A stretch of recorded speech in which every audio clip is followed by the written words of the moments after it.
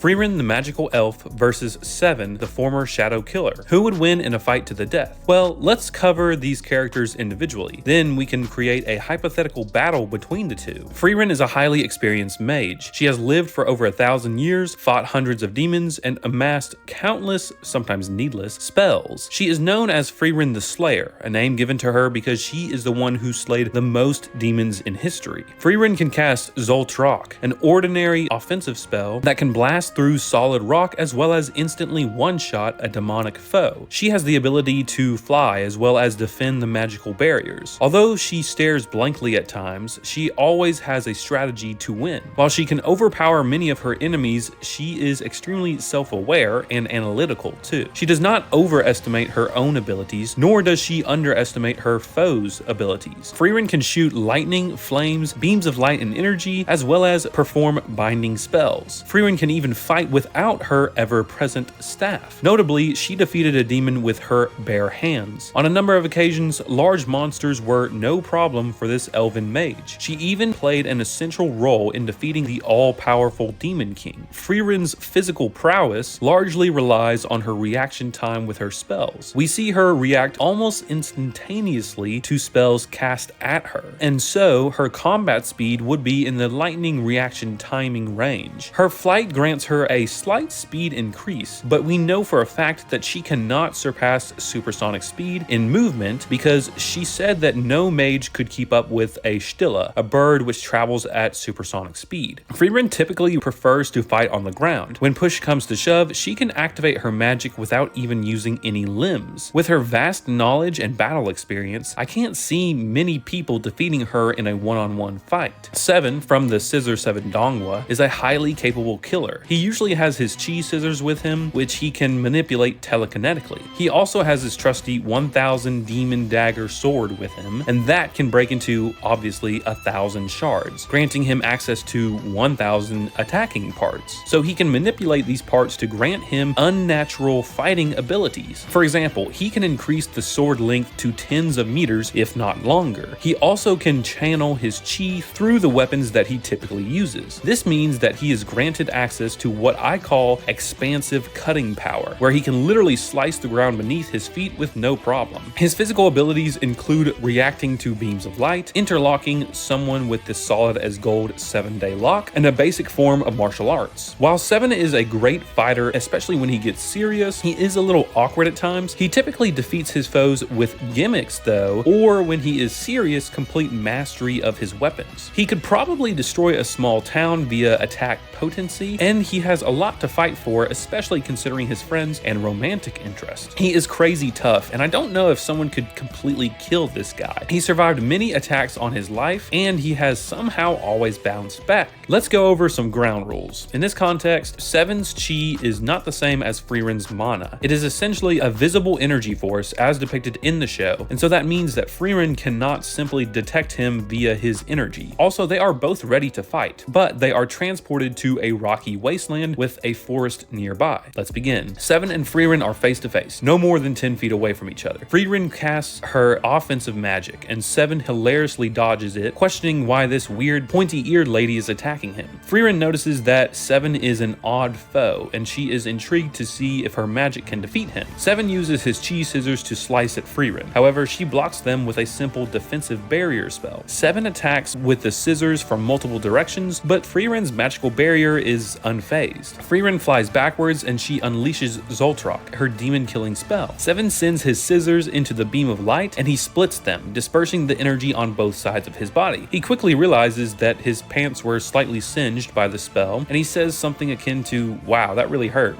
Frieren is bewildered by this strange opponent, but she continues to cast spells at him. Seven is having trouble dodging and blocking these spells. He has to retreat into the forest and use the trees as cover. Frieren knows that she has to end this before he can run away, and so she flies after him. She blasts multiple trees and Seven catches the explosion. He is seemingly knocked unconscious. Frieren peers through the fading clouds of smoke, and there is a figure standing there with a sword. Seven's shadow killer alter ego has resurfaced, but he is in control, like season 4 depicts. Frieren instantly puts up a defensive barrier, sensing that an attack is coming. Seven's sword hits the barrier with a massive blow, but the sword shatters. Frieren wonders why it broke, but she flies even further away to maintain distance. Seven's sword blasts him into the air using the shards as a makeshift spring, and he is face to face with Frieren in the air. He unleashes an insanely powerful blast of chi from his scissors, just as he did against Redtooth. Frieren puts up a defensive barrier, but she is blown to the ground. As the dust clears, we see Frieren standing with minimal damage. Seven is falling down from the sky, aided by his sword. Frieren unleashes Drujajum, a purple lightning that encompasses a wide area. Seven is able to react to it, and he dodges in midair. However, Frieren has already cast Volzenbolt, a spell that incinerates everything it touches. Seven's chi scissors and sword have blocked most of the flame, but he is scorched by the incredibly hot fire, heavily damaging his left arm. As Seven gathers his entire reserve of chi, he sends the scissors and all 1,000 pieces of the sword flying at Frieren. Now Frieren must rely on her tried and true Zoltrak spell. The two combatants struggle in an amazing flash of energy beams. Seven sees that Frieren's face is still blank, and that's when he realizes that he has already lost. His chi runs out, and Zoltrak engulfs his entire body. Not a single atom of his body is left. Frieren wins medium difficulty.